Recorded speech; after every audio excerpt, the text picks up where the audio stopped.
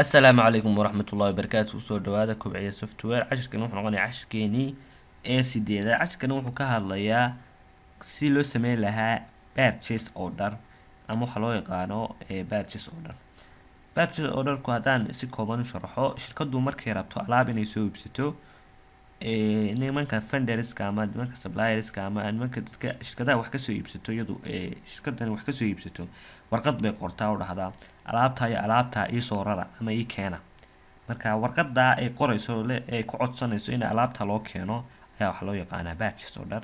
sidii page-ga lagu sameyn lahaa warqadaas ayaa cashirkan ku saabsan yahay. dhinaca programka soo leexda, dhinaca programka markaan u soo leexano sida aad u sameysay purchase order ka tagaysaa qeybaha horta aanu maalmaha baa xooga saaranay waa qeybta task menu loo yaqaano.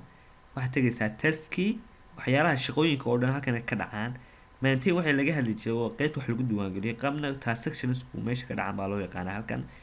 marka task tagtid waxaad kasii tagaysaa purchase order isbad kasii tagaysaa, aad ku dhilfanaysaa. kadib waxa kuu soo baxaysaa shaashadana kuu soo baxay. aan iska weynaysiisto shaashadan markay kuu soo baxdo halka maxaa lagu qorayaa? halka waxaad ku qoraysaa vendorka ama qofka aad kasoo qaadanaysid ama dalabka aad u dhiibanaysid, dhahaysid alaabta ii keen oo kale. marka aan dhinaca pdf-ka u leexdo purchase order baan horta maalmaha ma ku jirnay. hoos baan u soconaya maxaad dalabaad aan sameynaya. kasoo qaad tusaalaha waxaan ugu qoran halkan, waxaan rabnaa labadan dalab inaan labadan company u kala dirno. dalabka koowaad in Omar company aan u diro ku dhaho intaasoo alaab ii soo rar. indha deerana inaan labadan item aan ku dhaho ii soo rar. marka maxaa information laga baahan yahay? information waxa laga baahan yahay horta shayga aad u baahan tahay halkan aad ku qori, kadib cotton, kadib quantity-ga inta xaddi aad u baahan tahay, xaddiga aad u baahan tahay, price-ka mid kasta uu taagan yahay, total price-kana automatically isaga programka isku gelinaya. aan company-ga koowaad aan Omar inta soo dalab aan geliyo, dhinaca programkii baan tagayaa. kadib halka waxaan ka dooranayaa Omar company baad ka dooranayaa, maadaama shirkadda Omar aan ka soo qaadanayo dalabkaas. Omar company ma doortay. halkan date-ka aan alaabta dalbaday baan dooranaya. kasoo qaad 3 bisha ayaan dalbaday. kadib maalinta uu ku imanayo baad ku diiwaangelinaysaa halkan. kasoo qaad wuxuu ii imanayaa 10 bisha buu imanayaa dalkaasi.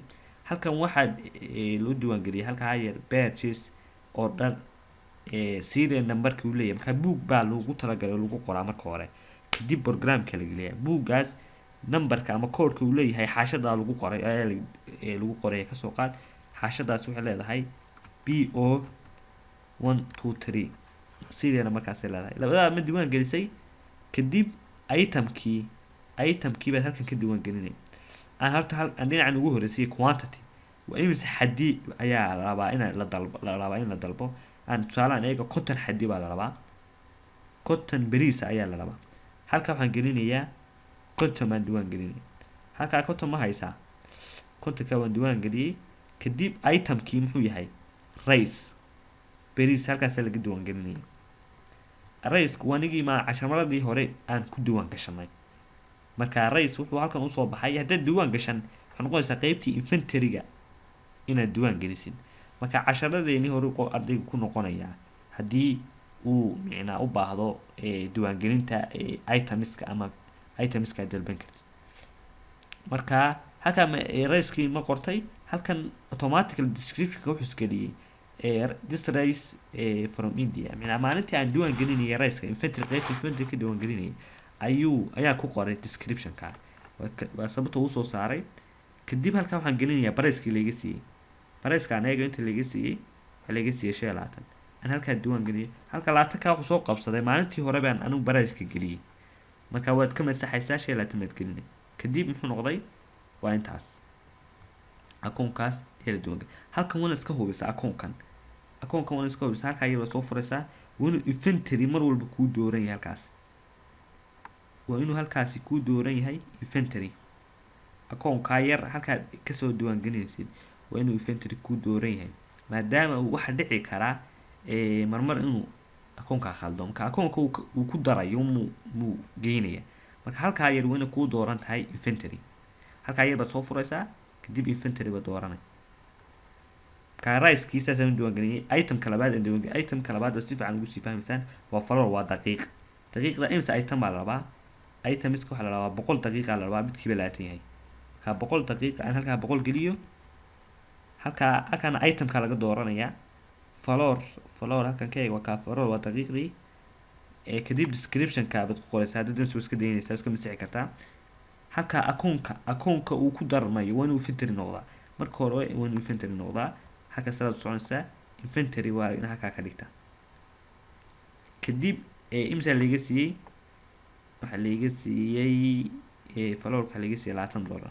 halka waxaan diiwaan gelinayaa $20 bas. intaasoo item intaa yar ee fudud baana laga rabaa. itemka saddexaad aan eego waa sugar. 60 baa laga rabaa min 30. waa sugar, waa 60 sugar aa laga rabaa. halkaana aan diiwaan geliyo waa sugar doorto.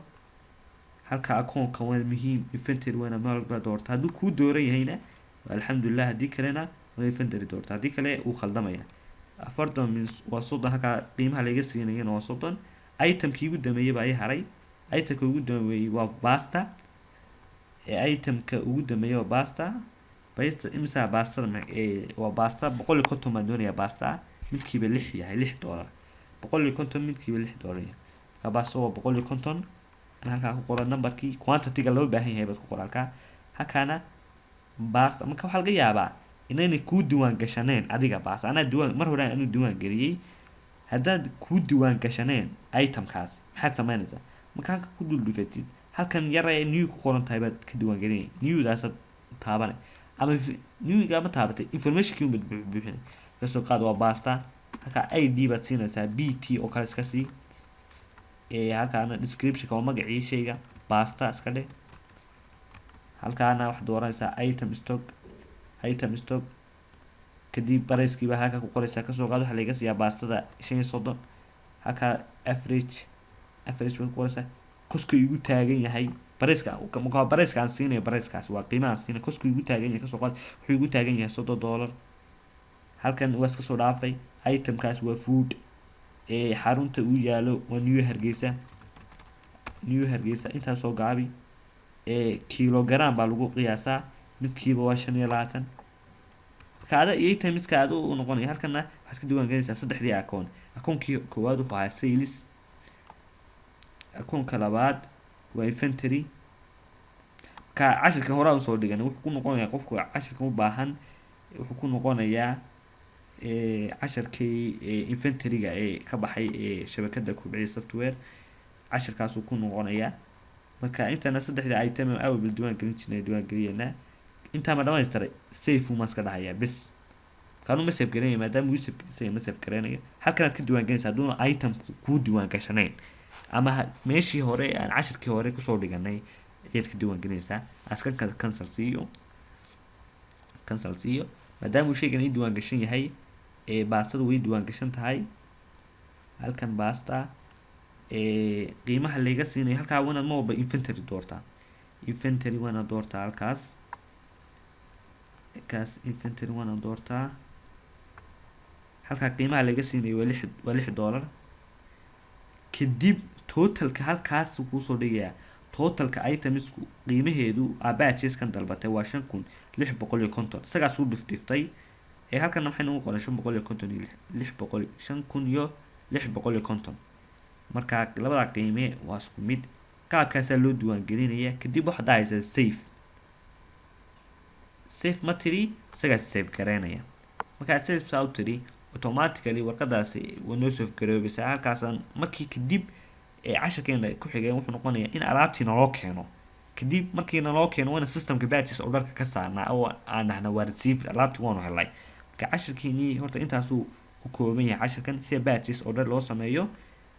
weli waxaan yara khaldana itemka waxaa ii harsan batches oo dharkaa kala ii harsan. kaana aan raaciyo, kaana ila deeraa laga dalbanayaa. kadib wuxuu iska fudud yahay, waa si aan kuusoo sheegay. waxaa la tegayaa taski baa la tegayaa. itemka labaad umaan diiwaan gelinayaa. iska fududahay laakiin qaabkiin baa loo diiwaan gelinayaa shaashadeena iska soo weynaysiisto kasoo qaad indho deero baan ka soo qaadanayaa indho deero datekiiba halka ku qorayaa kana warqadiiba waxaan leeyahay serial numberkii iyo buugga ku qori jirna badges oo dharkaas ku qoraysa halkaa kasoo qaad waa BO12 markaas uu leeyahay quantity-ga laga rabo waa maxay waxaa laga rabaa oil iyo tuna fish oil waa 250 midkiiba $5 ugu taagan yahay 250 midkiiba 5 waa oil halka waxa waa 250 ka diiwaan geli itemkuna waa oil meelankee oil wataa midkiiba akoonkaasna waa muhiim inventory-na halka ka dhigtiin inventory-na halka ka dhigtiin halka bariska laga siinayana waxay su'aan eegta soo hubiye waa 5 baa laga siinay $5